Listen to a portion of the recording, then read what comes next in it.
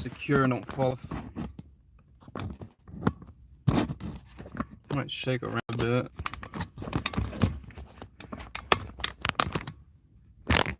Okay, let's hope that. Oh,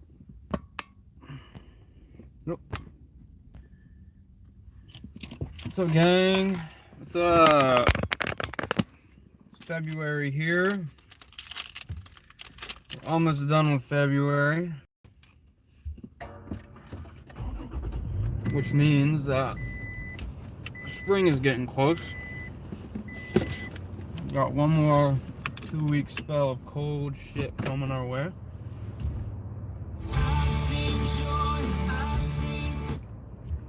Hold up. Let me back up here.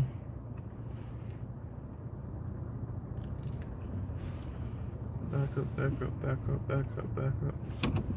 I love backup cameras, don't you? Life-changing. Through a spell of where I felt depersonalized. I go back and forth, I go up and down. Got some friends out in the trench. Anyway, I'm trying different stuff. And overall, from a year ago, I'd say I'm 60% better. And occasionally I feel as good as 80% better.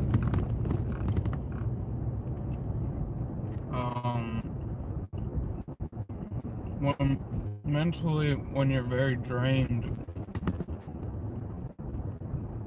and this is the video, I want to make this video, but I remember going through this period of time in my life. It was so bad. If I had a gun, I would have killed myself. I couldn't take it anymore. The fog was so incredibly thick, I could barely even know where I was. I had to have my wife like hold my hand just going places. That's how bad the fog and the depersonalization was. Then I had like pressure in my head and felt like my head was filled with concrete, burning skin, unreality stuff. At that time, intrusive thoughts, I mean, you name it. Pure hell. Pure hell. Never want to go back there again. And I had improved, but then last year I had a breakdown, and I had kind of went backward really, really fast. And then to add to insult to injury, last year the burnout, also I didn't have the energy to even really do anything. So I really had to start looking inward, and that's where I've really tried, and I've been focusing on my spiritual health with God, and really realizing that you cannot outrun yourself, you cannot escape yourself. If you don't love yourself, and if you don't find a way to be okay in silence, to be okay with yourself, to be your best friend, it doesn't matter where you go, it doesn't matter if you're on the moon, you're in Australia. And this was the hardest thing for me. I mean, I could have won a vacation all paid anywhere in the world, but it didn't matter.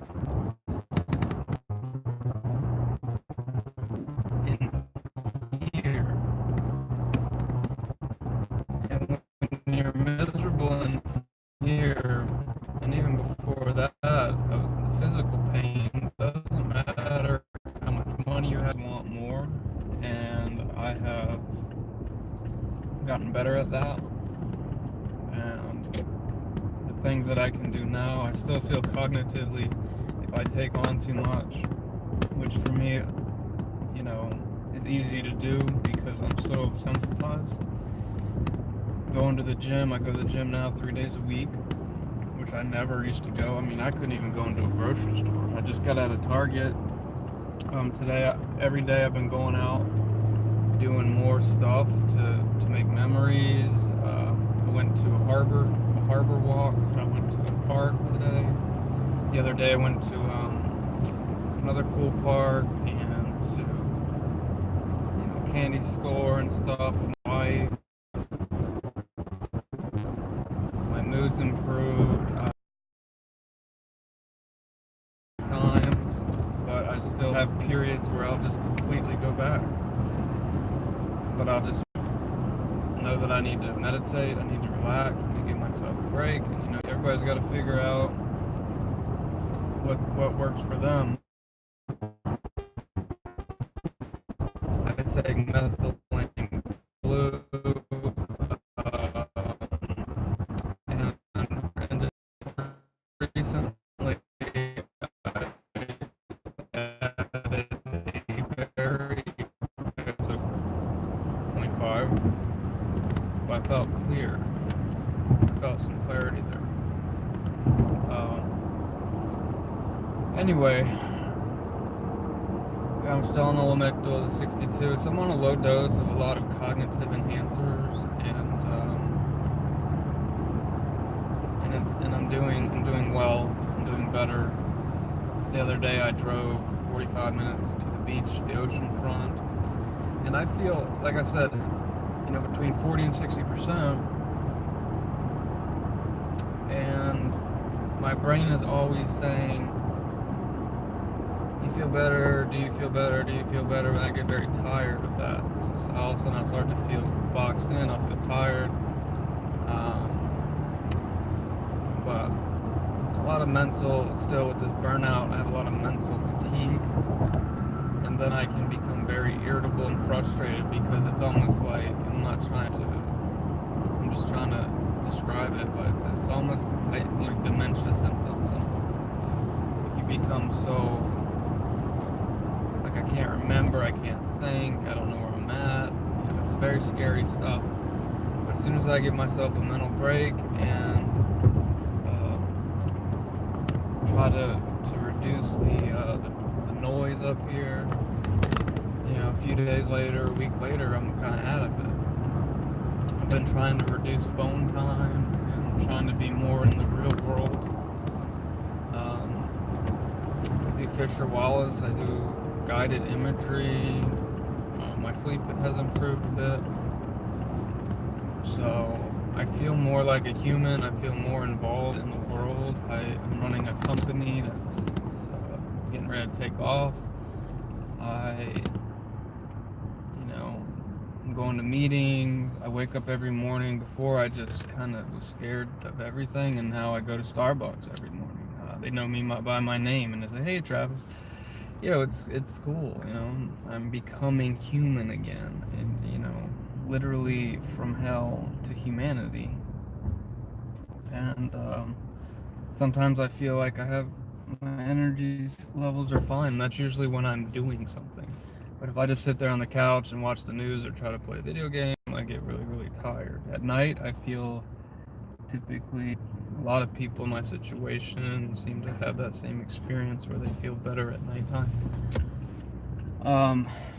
But you can't give up. I have people, clients that are close to giving up. But that's a permanent solution to a temporary problem.